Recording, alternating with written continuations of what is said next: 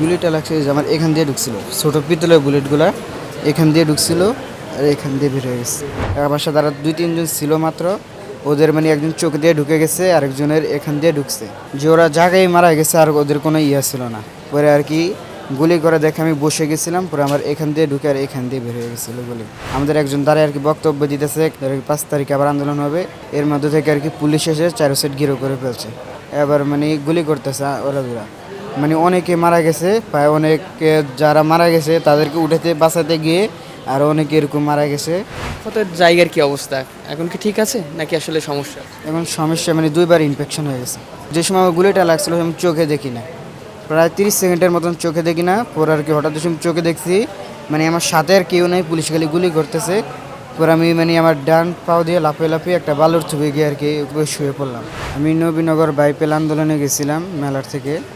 আন্দোলনে যাওয়ার পরে আর কি আন্দোলন হতেছিল, পরে আমি আন্দোলনে গেলাম। আন্দোলন করার পরে আমাদের এখান থেকে একজন, আমরা অনেকক্ষণ ধরে আন্দোলন করার পরে আর কি ছাত্রলীগদের আমাকে বাধা দিতেছে। পরে আমরা অনেকক্ষণ ধরে করার পরে ওরা চলে গেছে, পালিয়ে যাওয়ার পরে আমরা যে বাইপেল যে মোড়, ওই মোড়ে দাঁড়াইছিলাম। দাঁড়ানোর পরে পুলিশ আসছে, আমাদের একজন দাঁড়ায় আর কি বক্তব্য দিতেছে কালকে আবার মানে 4 তারিখে আমার গুলি লাগছে, বলে 5 তারিখে আবার 8টা থেকে আর কি আন্দোলন শুরু হবে। তো 4 তারিখে আর কি ওই ভাই একজন বক্তব্য দিতেছিল 5 তারিখে আবার আন্দোলন হবে, এর মধ্যে থেকে আর কি পুলিশ এসে 4 সাইড ঘিরো করে ফেলছে। 4 সাইড ঘিরো করার পরে এবার মানে গুলি করতেছে ওরা দুরা। গুলি করার পরে মানে অনেকে মারা গেছে, প্রায় অনেকে যারা মারা গেছে তাদেরকে উঠাতে বাঁচাতে গিয়ে আর অনেকে এরকম মারা গেছে। মারা যাওয়ার পরে মানে বাসা তারা 2-3 জন ছিল মাত্র, ওদের মানে একজন চোখ দিয়ে ঢুকে গেছে, আরেকজনের এখান দিয়ে ঢুকছে, ঢুকে 3 জনের এই ব্যবস্থা হয়েছিল।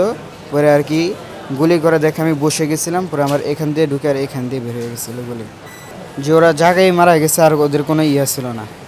অনেকে চেষ্টা করছে আর কি, ওনারা যে গুলিটা খাইছে ওটা আমি খুবই মারাত্মক আর কি।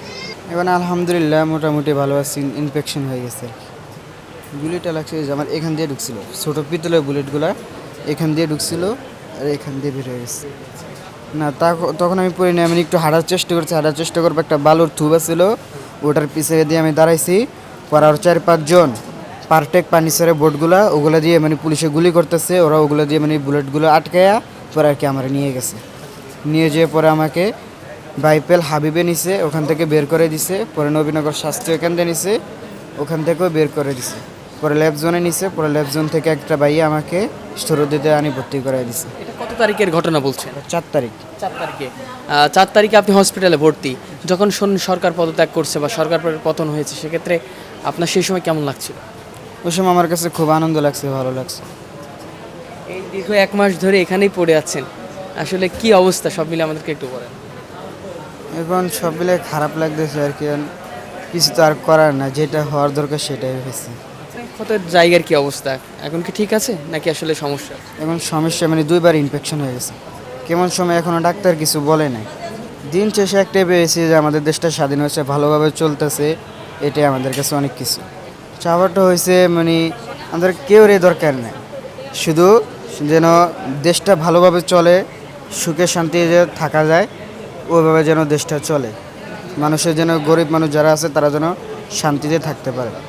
না ওই সময় আমার অনুভব ছিল, কিন্তু যে সময় আমার গুলিটা লাগছিল আমি চোখে দেখি না, প্রায় 30 সেকেন্ডের মতন চোখে দেখি না। পরে আর কি হঠাৎ চোখে দেখছি মানে আমার সাথে আর কেউ নেই, পুলিশ খালি গুলি করতেছে। পরে আমি মানে আমার ডান পাও দিয়ে লাফিয়ে লাফিয়ে একটা বালুর ছবি গিয়ে আর কি ওখানে দাঁড়াইলাম, মানে বালুর উপরে শুয়ে পড়লাম। ওখান থেকে আর কি ভাইয়া কিছু আমার নিয়ে গেছে। অজ্ঞান হয়ে গেছিলেন কিনা? অজ্ঞান হয়নি, জীবিত ছিলাম।